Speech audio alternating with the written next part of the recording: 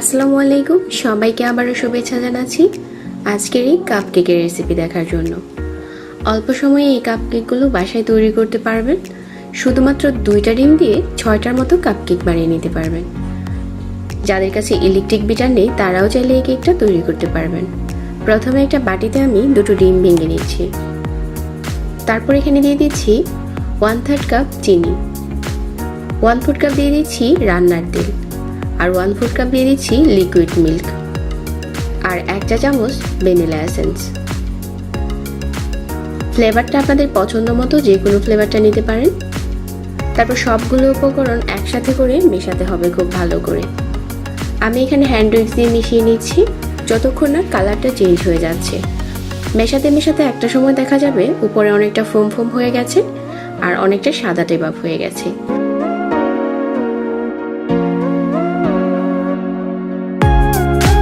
এই পর্যায়ে আমি মেশানো বন্ধ করে দিচ্ছি।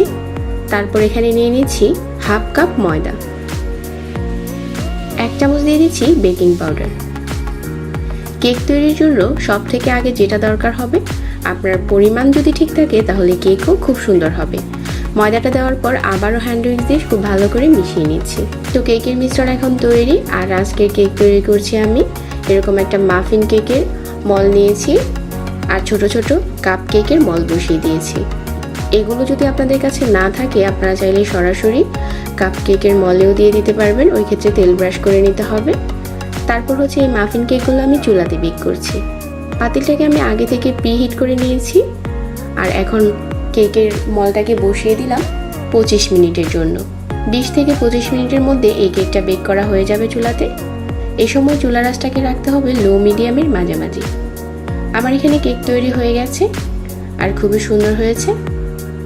এখন কেকগুলো প্লেটে সাজিয়ে নিচ্ছি। চাইলে উপরে আপনারা সুন্দর করে ক্রিম দিয়ে ডেকোরেশন করে নিতে পারেন। অল্প সময় এইভাবে করে কেক তৈরি করতে পারেন বাসায়। বাচ্চাদের তো এই মাফিন কেক খেতে খুবই ভালো লাগে আর কেকগুলো ভিতর থেকে খুবই সফট হয়েছে।